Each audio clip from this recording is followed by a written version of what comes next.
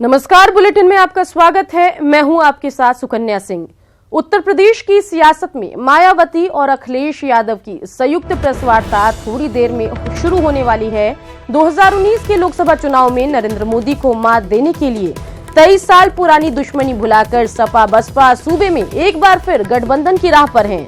1993 में राम मंदिर आंदोलन पर सवार बीजेपी को हराने वाली मुलायम कांशीराम की जोड़ी की तरह ही इस बार अखिलेश मायावती की जोड़ी बन रही है। हालांकि 1993 से लेकर 2019 तक गंगा, गोमती और यमुना में बहुत पानी बह चुका है। यही वजह है कि माया अखिलेश वाले इस गठबंधन के लिए 25 साल पहले जैसे नतीजे दोहराना बड़ी चुनौती मानी जा रही है।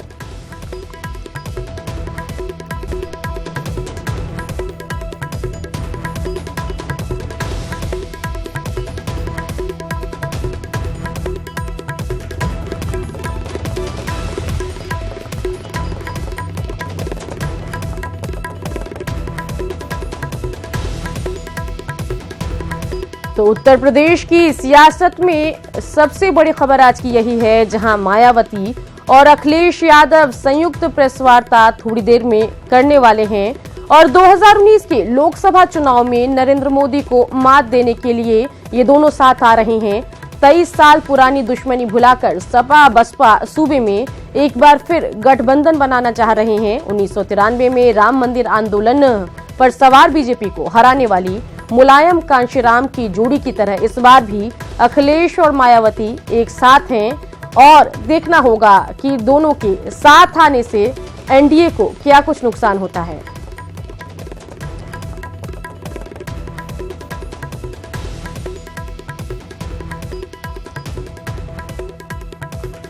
ये पूरे लोग एक हो रहे, जो एक दूसरे की तरफ देखते नहीं थे, नमस्कार तक नहीं करते थे, जो गले में हाथ डालकर घूमने का नाटक कर रहे, इनकी दोस्ती क्यों बनी है? अगर इनके दोस्ती के सही किंग मेकर कोई है तो हम हैं। हमारे डर के कारण ये एक हुए हैं। उनको पता चला है कि गांव, गरीब, मजदूर, किसान के लिए सामाजिक और आर्थिक क्षेत्र में जो पहल करके जो निर्णय मोदी सरकार ने किए हैं, अब हमसे लड़ नहीं सकते। हार उनको दिख रही है और इसलिए वो इकट्ठा हो रहे हैं। न जिनके सिद्धांत मिलते हैं, न जिनकी पार्टियों में कोई प्रकार का कोई समावेशकता नहीं है, फिर भी वो अलायंस बना रहे हैं। और आज केवल हमारे डर के कारण, हमने जो देश में काम किया उस डर के कारण, जिनको पता चल गया कि हमारा बैंड बाजा बच चुका है, हम जीत नहीं सकते, हमारे डिपॉजिट बच नहीं सकते, ऐसे हारे हुए मन के लोग इकट्ठा होकर अलायंस करके हमको हराने की बात कर रहे हैं। क्या है गठबंधन? मैं आपको बताना चाहता हूं, एक गठबंधन ढकोसला है, कुछ नहीं। ये सारे अपने अपने राज्य के नेता एकत्रित हैं। एक गठबंधन की कोई अखिल भारतीय असर नहीं है मित्रों। और ये सारे नेताओं को 2014 के चुनाव में आपने पराक्रम कर चुनाव के मैदान में हराया है। आज फिर से एक बार हराने का। जो जातिवाद की राजनीति थी, उस जातिवाद की राजनीति को, लूट खसोट की राजनीति पर जो लगाम लगाया गया है, स्वाभाविक रूप से ये गठबंधन उसकी एक बौखलाहट है, अपने वजूद को बचाने की एक बौखलाहट। इसके सिवाय कुछ नहीं है। जनता सब जानती है, वक्त पे जवाब भी देगी। बीजेपी काम कर रही है प्रदेश की, देश की जनता की बेहतरी के लिए। आज हम उनके लिए चुनौती हैं, वो हमारे लिए आज भी कोई गंभीर चुनौती नहीं है। प्लीज अगर आप तो लाइव तस्वीरें आपको दिखा रहे हैं, जहां मंच पर नजर आ रहे हैं अखिलेश यादव और मायावती।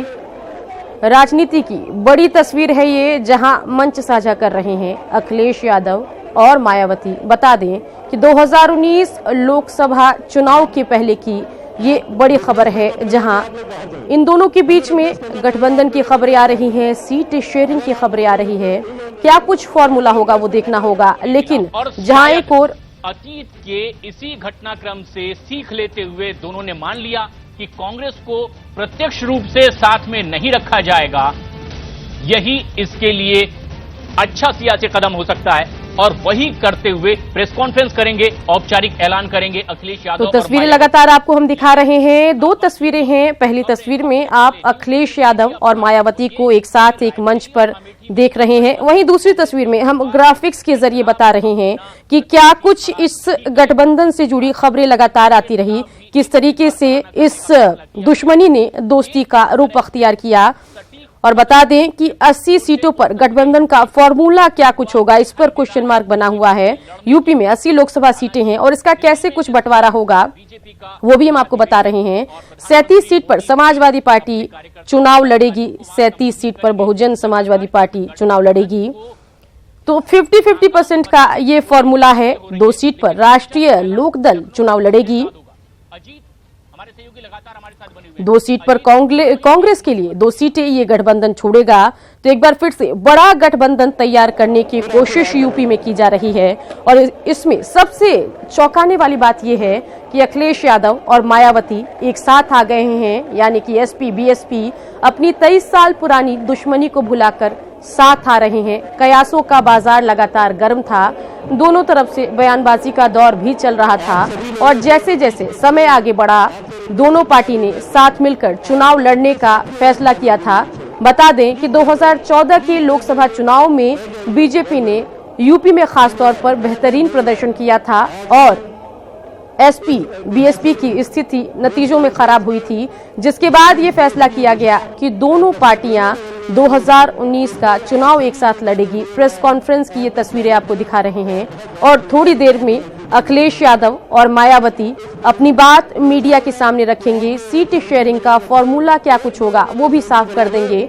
लेकिन जो खबरें आ रही है उसके हिसाब से आपको बता दें कि 80 सीटों पर 37 सीट पर मायावती चुनाव लड़ेंगी 80 सीट में से, और 37 सीट पर अखिलेश यादव भी चुनाव लड़ेंगे और उसके अलावा जो सीटें बचेगी वो कांग्रेस और राष्ट्रीय लोकदल को दी जाएगी। देखना होगा कि सीट शेयरिंग का ये फॉर्मूला बाकी दलों को कितना मंजूर होता है और इसके अलावा जो एसपी बीएसपी साथ आ रहे हैं उससे एनडीए को क्या कुछ नुकसान होगा, क्योंकि जब से ये दोनों पार्टियों ने साथ आने की सुगबुगाहट शुरू हुई है तब से बीजेपी के नेता हमलावर हैं।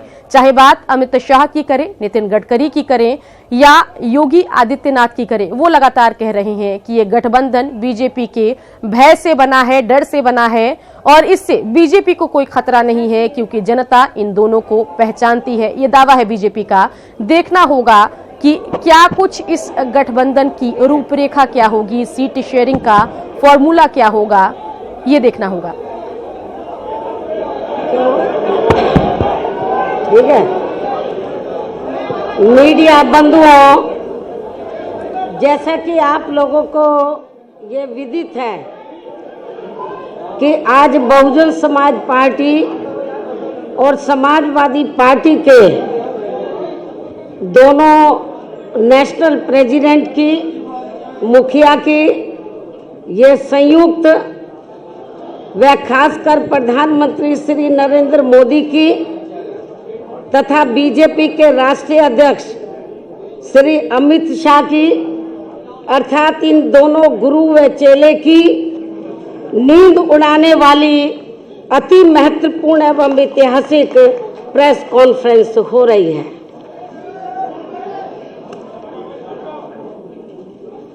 हालांकि इसकी वास्तव में पृष्ठभूमि ये है कि हमारी पार्टी बीएसपी ने परम पूज्य बाबा साहब डॉक्टर भीमराव अंबेडकर के देहांत के बाद उनके अधूरे पड़े कारवां को न केवल गति प्रदान की है बल्कि काफी उतार चढ़ाव का सफर तय करते हुए उसे ऐतिहासिक सफलताएं भी प्रदान की हैं। और इतना ही नहीं बल्कि बीएसपी ने इनके द्वारा यहाँ जातिवादी व्यवस्था के शिकार लोगों को मान सम्मान की जिंदगी बसर करने हेतु राजनीतिक सत्ता की मास्टर चाबी प्राप्त करने की दी गई उसी अमरवाणी व मिशनरी लक्ष्य को सही मायने में जमीनी हकीकत में बदलने के क्रम में ही यहाँ लोहिया जी के बताए हुए रास्तों पर चल रही समाजवादी पार्टी से पहले सन 1993 में मान्यवर श्री कांशीराम जी व श्री मुलायम सिंह यादव जी के नेतृत्व में उत्तर प्रदेश में विधानसभा के हुए आम चुनाव में चुनावी गठबंधन करके ये चुनाव लड़ा गया था और फिर उसके परिणाम स्वरूप ही उत्तर प्रदेश जैसे देश के सबसे बड़े व महत्वपूर्ण राज्य में हवा का रुख पूरी तरह से बदलते हुए तथा बीजेपी जैसी घोर जातिवादी व सांप्रदायिक पार्टी को पछाड़ते हुए तब यहाँ सरकार भी बनाई गई थी। हालांकि ये गठबंधन कुछ गंभीर कारणों की वजह से ज़्यादा लंबे समय तक नहीं चल सका था, लेकिन अब देश व जनहित को उन कारणों में से खासकर 2 जून 1995 के घटित हुए लखनऊ गेस्ट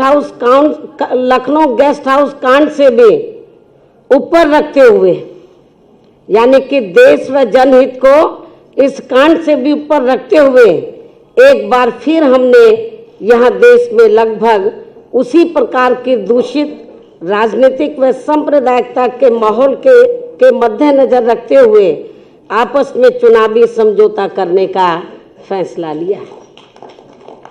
और ये भी सर्वविदित है कि जैसे उस समय सन 1990 के आसपास बीजेपी की घोर जातिवादी, संकीर्ण, सांप्रदायिक व अयोध्या मामले को लेकर धार्मिक उन्माद एवं हिंसा आदि के जहरीले माहौल के काले साए के कारण आम जनजीवन जिस प्रकार से प्रभावित था, तो उससे देश की आम जनता बुरी तरह से त्रस्त व त्राही कर रही थी। तो ठीक उसी प्रकार से आज भी उत्तर प्रदेश सहित पूरे देश की लगभग 125 करोड़ आम जनता बीजेपी की केंद्र व राज्य सरकारों की खासकर घोर चुनावी वायदा खिलाफी करने के साथ साथ इनकी गरीब, मजदूर, किसान, बेरोजगार व व्यापारी आदि विरोधी नीतियों तथा इनके अहंकारी एवं तानाशाही वाले रवैये से अत्यंत ही परेशान व दुखी हैं। तो ऐसे हालातों में एक बार फिर से बीएसपी व सपा ने व्यापक जनहित व देश हित को ध्यान में रखकर खासकर उत्तर प्रदेश में एकजुट होने की काफ़ी ज़रूरत महसूस की है और इस संबंध में सर्व समाज की आम जन भावनाओं का पूरा कदर करते हुए तथा इनको पूरा आदर सम्मान देते हुए देश में लोकसभा के शीघ्र ही होने वाले आम चुनाव में पूरे जन संतोष वाला चुनावी गठबंधन करके ये चुनाव लड़ने का फैसला किया है और जिसकी आज ही घोषणा भी कर दी जाएगी, जो निश्चित तौर पर ये इस नए वर्ष सन 2019 में एक प्रकार से नए राजनीतिक क्रांति का संदेश ही माना जाएगा तथा जो देश के संविधान को उसके सही व असली जनहितैषी एवं कल्याणकारी मार्ग पर चलने का रास्ता ही मुकर्रर करेगा।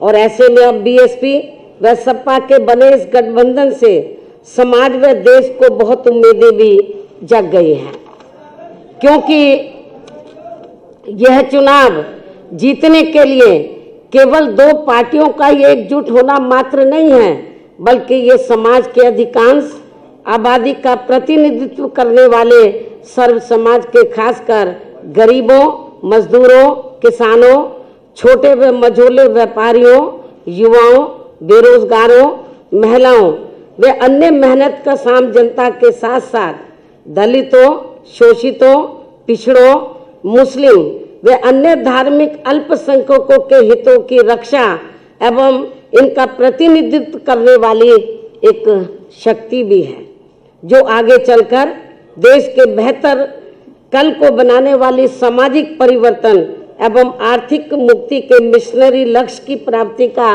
एक खास सामाजिक एवं आर्थिक क्रांति का आंदोलन भी बन सकता है। इसके साथ ही वैसे आपको ये भी मालूम है कि देश में पिछले लोकसभा और उसके बाद उत्तर प्रदेश में विधानसभा के हुए आम चुनाव में भी बीजेपी ने जिस प्रकार से केंद्र व उत्तर प्रदेश में यहाँ बेईमानी से अपनी सरकार बनाई है और जिनकी गलत नीतियों व गलत कार्य प्रणाली आदि से जनता आज बहुत ज़्यादा दुखी है, जिसे अति गंभीरता से लेते हुए फिर ऐसी जन विरोधी पार्टी को आगे सत्ता में आने से रोकने के लिए हमने पहले ही यहाँ उत्तर प्रदेश में कुछ लोकसभा व विधानसभा की सीटों पर हुए उपचुनाव में इनके अधिकांश उम्मीदवारों को हरा के इसकी शुरुआत भी कर दी है। जबकि इन चुनावों में कांग्रेस पार्टी के उम्मीदवारों की तो जमानत ही जब्त हो गई थी और फिर इसके बाद से पूरे देश में यह आम चर्चा शुरू हो गई कि उत्तर प्रदेश में 80 लोकसभा की सीटें हैं और यदि बीएसपी व सपा यहाँ गठबंधन करके लोकसभा का आम चुनाव लड़ते हैं तो फिर इस बार केंद्र में बीजेपी को सत्ता में आने से जरूर रोका जा सकता है। और वैसे भी इनके चुनावी वायदा खिलाफी, कुशासन व गलत नीतियों एवं जातिवादी, संकीर्ण, द्वेषपूर्ण, सांप्रदायिक व पूंजीवादी तथा अहंकारी व तानाशाही वाले रवैये एवं कार्य प्रणाली से अब पूरे देश में गरीब, मजदूर, किसान, व्यापारी व अन्य मेहनतकश लोगों के साथ साथ खासकर दलित, आदिवासी, पिछड़ा वर्ग, मुस्लिम व अन्य धार्मिक अल्पसंख्यक समाज के भी लोग अपनी विभिन्न समस्याओं को लेकर अभी तक भी हमें काफ़ी ज़्यादा दुखी व चिंतित ही नजर आते हैं। इसके साथ ही इनके बिना पूरी तैयारी के विशेषकर नोटबंदी व जीएसटी के लिए गए फैसले से तो इनकी कमर और भी ज़्यादा तोड़कर रख दी गई है, जिन्हें खास ध्यान में रखकर ही व इन लोगों के हितों को प्राथमिकता देते हुए अर्थात इनके हितों में लखनऊ गेस्ट हाउस कांड को भी किनारे करके फिर हमने आबादी व लोकसभा की सीटों के हिसाब से भी देश के सबसे बड़े प्रदेश उत्तर प्रदेश में यहाँ लोकसभा का आम चुनाव गठबंधन करके लड़ने का ही फैसला लिया है, ताकि इस बार बीजेपी एंड कंपनी के लोगों को किसी भी कीमत पर केंद्र की सत्ता में आने से या विशेषकर उत्तर प्रदेश से ही रोका जा सके। और वैसे भी हमें ये पूरा भरोसा है कि जिस प्रकार से हमने अर्थात बीएसपी व सपा ने मिलकर अभी तक यहाँ लोकसभा व विधानसभा के हुए सभी उपचुनावों में बीजेपी के अधिकांश उम्मीदवारों को बुरी तरह से हराया है, तो फिर ये बीएसपी व सपा का बना गठबंधन देश में जल्दी ही होने वाले लोकसभा आम चुनाव में भी खासकर यहाँ उत्तर प्रदेश से बीजेपी के उम्मीदवारों को अब किसी भी कीमत पर कामयाब नहीं होने देगा, जिसकी हमें पूरी उम्मीद भी है। लेकिन अब यहाँ आप लोग हमसे ये भी जरूर जानना चाहेंगे कि हमने इस बने गठबंधन में कांग्रेस पार्टी को शामिल क्यों नहीं किया है। मैं जरूरी बातें आप लोगों के सामने रखना चाहूंगी ताकि आपको सवाल पूछने के लिए कोई तकलीफ ना उठानी पड़े।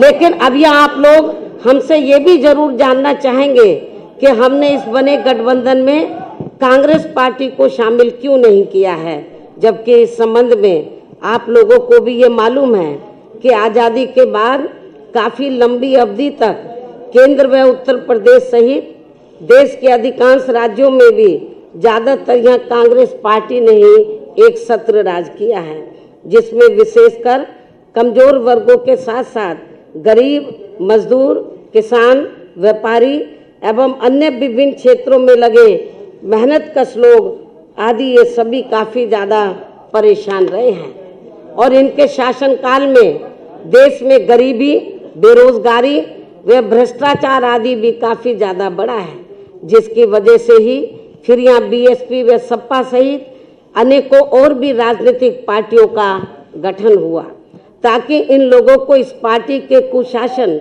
व मनमानी वाले राज से कुछ हद तक मुक्ति मिल सके। ऐसी स्थिति में केंद्र व राज्यों में चाहे सत्ता यहाँ कांग्रेस पार्टी या बीजेपी एंड कंपनी के लोगों के हाथों में आए तो भी बात एक ही है, अर्थात इन सब की नीतियाँ, सोच व कार्यशैली आदि अभी तक भी हमें लगभग एक जैसी अधिकांश नजर आती है। जैसे देश में रक्षा सौदों की खरीद फरोख्त के मामलों में इन दोनों ही पार्टियों की सरकारों में जबरदस्त घोटाले हुए हैं, ये बात भी किसी से छिपी हुई नहीं है, जिसकी खास वजह से ही पहले कांग्रेस पार्टी को बोफोर्स मामले में अपनी केंद्र की सरकार गंवानी पड़ी थी और अब देश में जल्दी ही लोकसभा के होने वाले आम चुनाव में बीजेपी को भी खासकर राफेल मामले में हुए घोटाले को लेकर अपनी केंद्र की सरकार जरूर गंवानी पड़ेगी, ऐसी देश में काफ़ी आम चर्चा भी है। इसी प्रकार वर्तमान केंद्र की भाजपा सरकार का राज विशेषकर अपने विरोधियों को कमजोर करने के लिए उनके उत्पीड़न करने के मामले में हमें पूर्व में कांग्रेस पार्टी के रहे राज में सन 1975 में लगी इमरजेंसी से भी अब कोई कम नज़र नहीं आता है। अर्थात फर्क केवल इतना ही है कि इस मामले में कांग्रेस पार्टी के राज में उस समय घोषित इमरजेंसी थी और अब बीजेपी के राज में अघोषित इमरजेंसी लगी हुई है, जिसके असंख्य उदाहरण आप लोगों के सामने हैं। और इसके लिए अब ये लोग अपनी सरकारी मशीनरी का जबरदस्त दुरुपयोग करके वे जनता में अपने प्रभावशाली विरोधियों से घबराकर उनके विरुद्ध जबरदस्ती के काफ़ी वर्षों पुराने गड़े मुर्दे उखाड़ने में लगे हैं, जिससे अब इनको देश में शीघ्र ही लोकसभा के होने वाले आम चुनाव में सन 1977 की तरह ही काफ़ी भारी नुकसान भी होने वाला है। इसके साथ ही गठबंधन को लेकर कांग्रेस पार्टी के बारे में यह बात भी सर्वविदित है कि बीएसपी व सपा को कांग्रेस पार्टी के साथ चुनावी गठबंधन करने से कोई खास लाभ मिलने वाला नहीं है, क्योंकि इस मामले में हमारा अभी तक का अनुभव ये रहा है कि इनके साथ गठबंधन करके चुनाव लड़ने से हमें छोड़ी गई सीटों पर इस पार्टी का अपना अधिकांश वोट ट्रांसफर नहीं होता है और वह ज़्यादातर बीजेपी व अन्य जातिवादी पार्टियों को ही चला जाता है, या फिर जानबूझकर एक सोची समझी रणनीति के तहत उसे अंदर अंदर ट्रांसफर भी कर दिया जाता है। जबकि हमारी पार्टी से जुड़ा पूरा का पूरा वोट एक तरफा हमारे साथ गठबंधन की गई किसी भी पार्टी को पूरी ईमानदारी से ट्रांसफर हो जाता है, जिससे कांग्रेस पार्टी जैसी पार्टियों को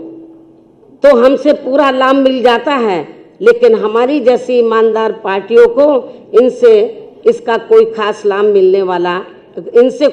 लाभ नहीं मिल पाता है और इससे फिर हमारी पार्टी का वोट प्रतिशत और कम हो जाता है, जिसका कड़वा अनुभव हमने यहाँ उत्तर प्रदेश में ही सन 1996 में विधानसभा के हुए आम चुनाव में कांग्रेस पार्टी के साथ गठबंधन करके किया भी है। और शायद लगभग यही कड़वा अनुभव यहाँ पिछले विधानसभा के हुए आम चुनाव में समाजवादी पार्टी ने भी कांग्रेस पार्टी के साथ गठबंधन करके किया है। ऐसी स्थिति में फिर हमने अपनी पार्टी व मूवमेंट के हित में देश में जल्दी ही लोकसभा के होने वाले आम चुनाव में खासकर यहाँ उत्तर प्रदेश में बीएसपी व सपा के बने गठबंधन में कांग्रेस पार्टी को शामिल नहीं किया है। हालांकि अब हमारी पार्टी ने पूरे देश में ये फैसला लिया है कि हमारी पार्टी अब आगे कांग्रेस पार्टी की तरह ऐसी अन्य और किसी भी पार्टी के साथ गठबंधन करके कोई चुनाव नहीं लड़ेगी, जिससे हमारी पार्टी को खुद ही राजनीतिक नुकसान पहुंच जाए, यानी कि उसका वोट हमें ट्रांसफर ना हो सके। लोकसभा चुनाव से पहले सबसे बड़ी सियासी हलचल आपको बता दें, जहां यूपी में बीएसपी 38 सीटों पर चुनाव लड़ेगी, समाजवादी पार्टी भी 38 सीटों पर चुनाव लड़ेगी। यूपी में लोकसभा की 80 में से 76 सीटों पर एसपी बीएसपी चुनाव लड़ेगी। इस गठबंधन से बीजेपी के होश उड़ जाएंगे, नींद उड़ जाएगी, ये कहना है मायावती का। जनहित के लिए सपा बसपा गठबंधन साथ आए हैं। केंद्र सरकार ने जनता के साथ वादा खिलाफी की है, जन विरोधी पार्टी को सत्ता में आने से रोकेंगे, तमाम बयानात मायावती ने दिया। उन्होंने कहा कि गठबंधन का मकसद बीजेपी को केंद्र में आने से रोकना है। चलिए सीधी तस्वीरें प्रेस कॉन्फ्रेंस की आपको दिखा रहे हैं अखिलेश यादव, क्या कुछ कह रहे हैं, आइए सुनते हैं। उन्माद फैलाकर भय और आतंक का वातावरण बनाया जा रहा है। गरीबों की बहू बेटियों की इज्जत को सरेआम बेआबरू किया जा रहा है। उचित इलाज न मिलने के कारण गरीबों के हजारों बच्चे रोजाना सरकारी अस्पतालों में मारे जा रहे हैं। खाना न मिलने का कारण करोड़ों लोग रात को भूखा सोने पर मजबूर हैं। पूरे देश में अराजकता का वातावरण है। अन्याय और अत्याचार के कारण शरीफ लोगों का जीना मुश्किल हो रहा है। केंद्र सरकार की गलत नीतियों के कारण गरीब किसान हर रोज आत्महत्या कर रहे हैं। देश के नौजवान भाजपा के झूठे वादों से आहत और निराश होकर के बेरोजगारी के कारण आत्महत्या कर रहे हैं। देश और समाज के इन सुलगते मुद्दों से बेखबर भाजपा सरकार बड़े बड़े उद्योगपतियों को खुश करने के लिए उनके बड़े बड़े लोन माफ कर रही है। इतना ही नहीं, हीरे के उद्योगपतियों की सुविधा के लिए अहमदाबाद से मुंबई के बीच बुलेट ट्रेन को जल्द से जल्द चालू करने के प्रयास किए जा रहे हैं। मेरी आवाज अगर भाजपा के नेताओं तक पहुंच रही हो तो वो सुन लें। धर्म की आड़ में देश और समाज में नफरत का जहर घोलने वाली भाजपा की कूटनीति का विनाश करने के लिए और भाजपा के अत्याचारों से आम जनता को मुक्ति दिलाने के लिए समाजवादी पार्टी और बहुजन समाज पार्टी ने एकजुट होने का निर्णय लिया है। आगामी लोकसभा चुनाव में उत्तर प्रदेश की सीटों पर समाजवादी पार्टी और बहुजन समाज पार्टी मिलकर के उत्तर प्रदेश से भाजपा का सफाया करेंगे। भाजपा और भाजपा के नेता ये बात भी अच्छी तरह से समझ लें कि बहुजन समाज पार्टी और समाजवादी पार्टी का केवल चुनावी गठबंधन नहीं है, बल्कि भाजपा द्वारा किए जा रहे अन्याय और अत्याचार का अंत भी है। अब बहुजन समाज पार्टी, समाजवादी पार्टी और दोनों पार्टी के कार्यकर्ता मिलकर के भाजपा के अत्याचारों का डटकर मुकाबला करेंगे। मेरे अंतर्मन में बहुजन समाज पार्टी और समाजवादी पार्टी के गठबंधन की नींव उसी दिन से बैठ गई थी जिस दिन से सत्ता के नशे में चूर भाजपा के नेताओं ने आदरणीय मायावती जी पर अशोभनीय टिप्पणियों करने का सिलसिला शुरू किया था और भाजपा ने अपने उन संस्कारहीन नेताओं को दंडित करने की बजाय उन्हें बड़े बड़े मंत्रालय देकर उनके हौसले बढ़ाए थे। अपने मन में मैं बहुजन समाज पार्टी और समाजवादी पार्टी के गठबंधन पर उस दिन अंतिम मोहर लगा दी थी जिस दिन राज्यसभा के लिए बहुजन समाज पार्टी और समाजवादी पार्टी के संयुक्त उम्मीदवार श्री भीमराव अंबेडकर जी को छल, कपट, धोखे और विश्वासघात से हराकर भाजपा के नेताओं ने खुशियां मनाई थीं। भाजपा के अहंकार का विनाश करने के लिए बहुजन समाज पार्टी और समाजवादी पार्टी का मिलना बहुत जरूरी था। आपको याद होगा, मैंने इसीलिए कहा था कि बहुजन समाज पार्टी से गठबंधन करने के लिए अगर हमें 2 कदम पीछे भी हटना पड़ेगा तब भी हम गठबंधन करेंगे और भाजपा के अहंकार को तोड़ेंगे। मैं एक बार फिर आदरणीय मायावती जी का धन्यवाद दूंगा कि कम से कम आपने बराबर का एक दूसरे का सम्मान करने का काम किया है गठबंधन में। आज से समाजवादी पार्टी का प्रत्येक कार्यकर्ता इस बात को गांठ बांध ले कि आदरणीय मायावती जी का सम्मान मेरा सम्मान है और अगर भाजपा का कोई भी नेता आदरणीय मायावती जी का अपमान करता है तो समझ लेना कि वो अपमान आदरणीय मायावती जी का नहीं बल्कि मेरा अपमान हुआ है। हम समाजवादी हैं और समाजवादियों की ये विशेषता होती है कि वो दुख और सुख दोनों में बराबर के हिस्सेदार होते हैं।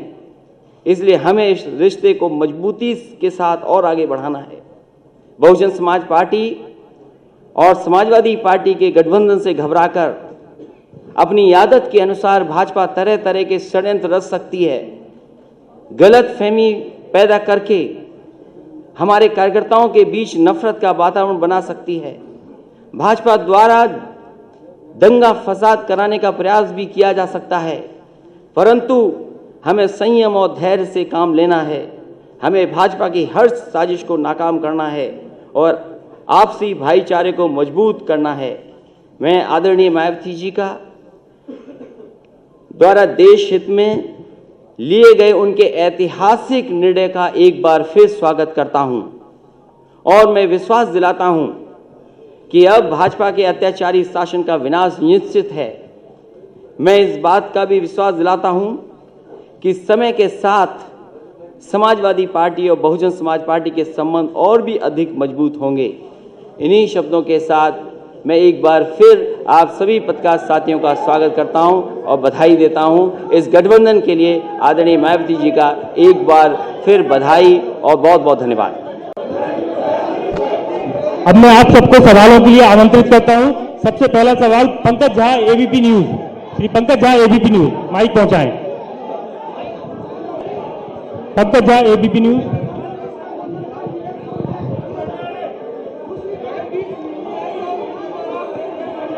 माइक पहुंचाएं।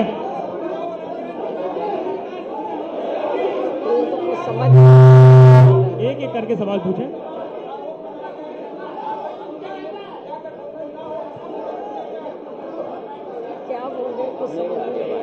माइक देना पड़ेगा, माइक।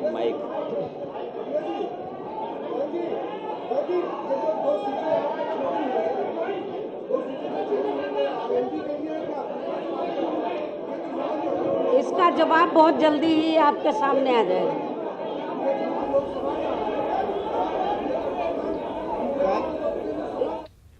चौबीस साल बाद एक बार फिर यूपी की राजनीति में एक नया मोड़ आया है। एक जमाने में एक दूसरे के कट्टर दुश्मन रहे समाजवादी पार्टी और बहुजन समाज फिर से एक साथ आ गए हैं। दोनों मिलकर यूपी में एक साथ चुनाव लड़ने जा रहे हैं। दोनों दलों के गठबंधन ने यूपी में लोकसभा सीटों का बंटवारा कर लिया है। माना जा रहा है कि दोनों दलों की साझी ताकत चुनाव में बीजेपी को भारी पड़ सकती है।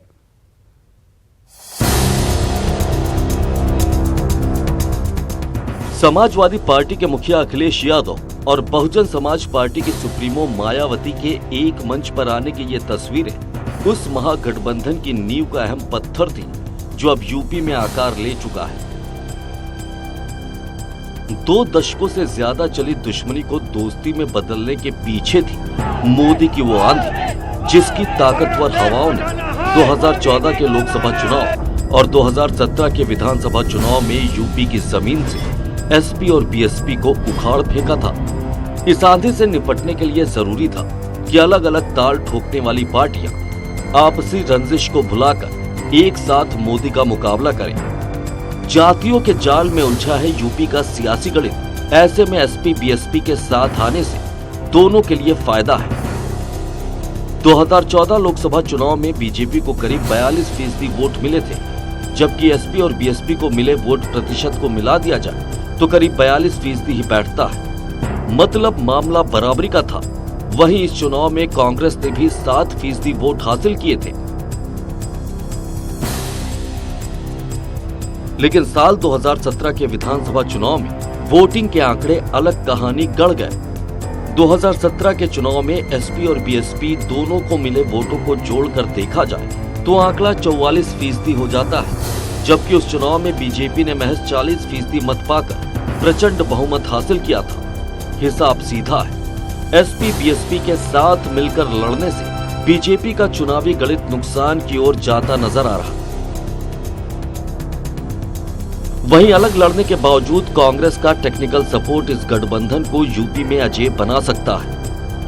आखिरी परिणाम वोटों के सही ट्रांसफर पर निर्भर करेगा। माना जाता है कि बीएसपी का कोर वोट माया के कहने पर किसी भी दल के उम्मीदवार को ट्रांसफर हो सकता है। इसकी बानगी पिछले साल गोरखपुर, फूलपुर और कैराना नूरपुर उपचुनाव में देखने को भी मिली। लेकिन समाजवादी पार्टी का कोर वोट बीएसपी उम्मीदवारों के पक्ष में कितना जाएगा, इस पर एसपी के नेता कोई भी दावा करने से बचते हैं। इन सब के बावजूद सियासी ट्रेंड साफ दिखाते हैं कि माया अखिलेश का साथ यूपी में बीजेपी के लिए सिर दर्द जरूर साबित होगा। Bureau report, news 18। दिल्ली में आयोजित बीजेपी के 2 दिवसीय राष्ट्रीय अधिवेशन का आज अंतिम दिन है। कल पार्टी अध्यक्ष अमित शाह ने मिशन 2019 को पूरा करने के लिए कार्यकर्ताओं को मूल मंत्र दिया। वहीं आज पीएम मोदी पार्टी कार्यकर्ताओं को जीत का मंत्र देंगे। तो बता दें कि बीजेपी के राष्ट्रीय अधिवेशन का आज दूसरा दिन है और आज अंतिम दिन है। कल पार्टी अध्यक्ष अमित शाह ने मिशन 2019 को पूरा करने के लिए कार्यकर्ताओं को जीत का मंत्र दिया था और दिल्ली में बीजेपी के 2 दिवसीय राष्ट्रीय अधिवेशन का आज अंतिम दिन है। आज पीएम मोदी पार्टी कार्यकर्ताओं को जीत का मंत्र देंगे और इस मौके पर बड़ा मौका है कार्यकर्ताओं के लिए, क्योंकि राष्ट्रीय अध्यक्ष और प्रधानमंत्री से मिलने का मौका मिल रहा है। इसके अलावा 2019 की रणनीति बीजेपी की क्या कुछ होगी वो भी साफ हो जाएगा।